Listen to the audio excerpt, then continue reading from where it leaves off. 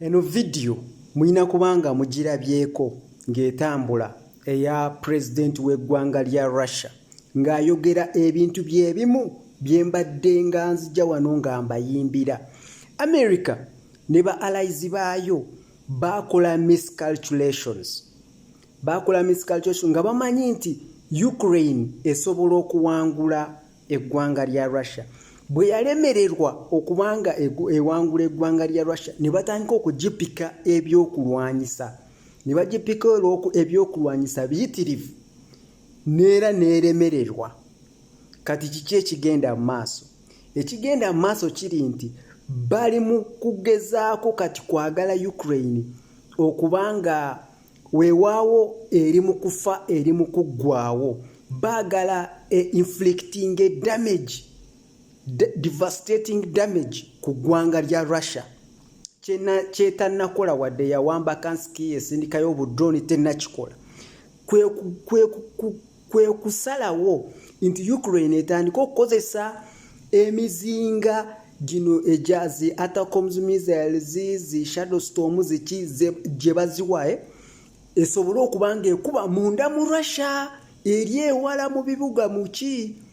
So not teba abazungu bano baba America ne ba allies bayo tebagamba Ukraine ekube munda mu Russia mbolo okuba bwenaakubayo mbo bajja kuwangula. Nedda. This war between Ukraine and Russia or between NATO and Russia lwebalwanira mu ggwanga lya Ukraine tesobola kuwangula luno lutalo. Oba bakoze eki oba bakola beki, it's a loss. Niwe bajiwa ebyokulwanyisa bitya tegenda kuwangula luno lutalo lwa nsonga Ukraine teyina abajaasi baayo 3/4 of their military either bafuna devastating injuries tebakyasobola kulwana oba baafa. Okitege ompulira kyenjugu newe bakola ki. Tugende ku ka video kano. Reporter abuuza president w'eggwanga lya Russia Vladimir Putin agezaako okufuna endowooza ye ku kiki kyalowooza bano ensi za NATO oba n'abazungu kiki kyalowooza nga okukkiriza Ukraine okukozesa missiles zaabwe long range missiles zaabwe okukuba munda mu Russia okutta aba Russia. Abazungu nakugambye nti kino ekintu bakikola lwa nsonga nti bagamba mbu Iran yatandise okuwa ebyokulwanyisa eggwanga lya Russia. Naye nga bo tebeetunuulidde engeri gye babadde babipikamu eggwanga lya Ukraine.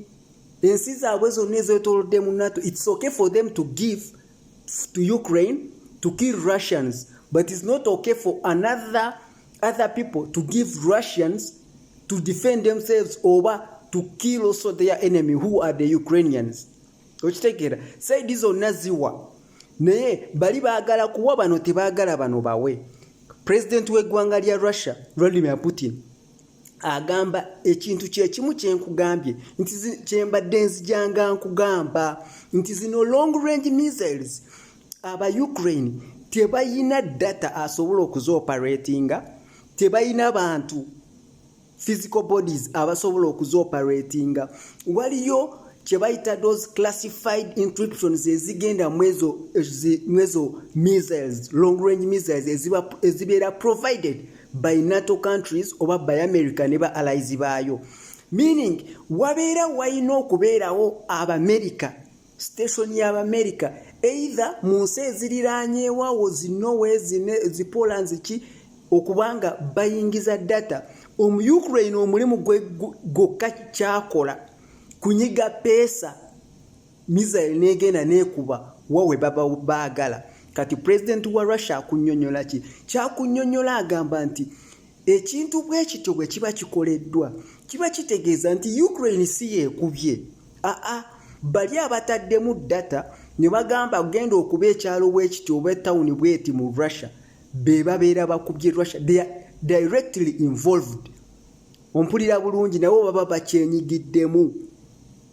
Okitegedde. So kyategeeza kino kyembadde nga nzijamba gamba nti zino missiles long range missiles zolaba zi Atacoms Shadow Storm simanya ziki aba Ukraine tebasobola kuzikozesa without the help of the ANC ebeziprovidinze.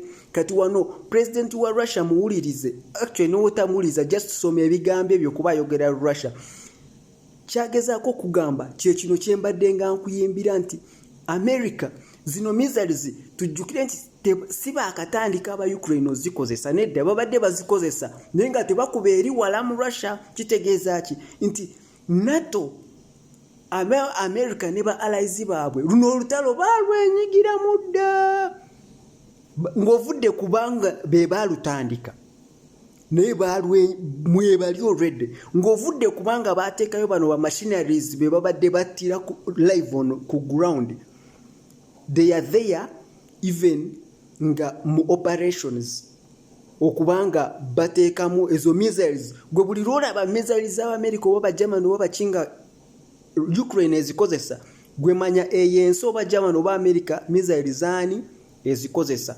Ka video kako osobola okaslowinga. Последние дни мы видим и слышим, как на очень высоком уровне Великобритании и США муссируется тема о том, что киевский режим сможет наносить удары вглубь территории России западными вооружениями большой дальности. И, судя по всему, это решение либо вот-вот будет принято, либо, судя по всему, вообще уже принято. И эта вещь, конечно, экстраординарная. Хотелось попросить прокомментировать то, что происходит.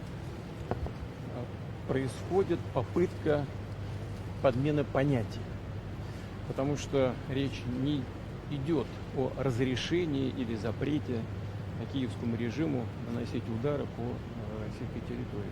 Он и так наносит с помощью беспилотных летательных аппаратов и другими средствами, но когда речь идет об использовании высокоточного оружия большой дальности западного производства, это совершенно другая история.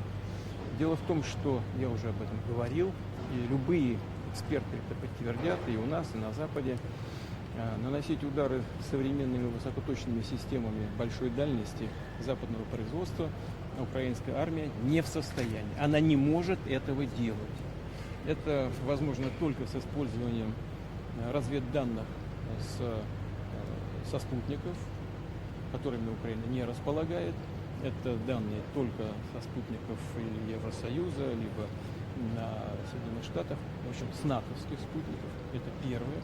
Второе, и очень важное, может быть, ключевое, заключается в том, что полетные задания в эти ракетные системы могут, по сути, вносить только военнослужащие стран НАТО. Украинские военнослужащие делать это не могут. И поэтому речь идет не о том, чтобы разрешать украинскому режиму наносить удары по России этим оружием или не разрешать.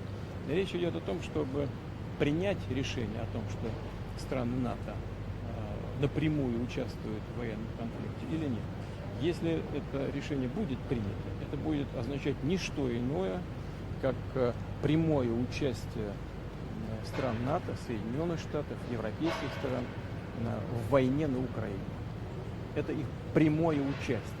И это уже, конечно, существенным образом меняет саму суть, саму природу конфликта. Это будет означать, что страны НАТО, США, европейские страны воюют с Россией.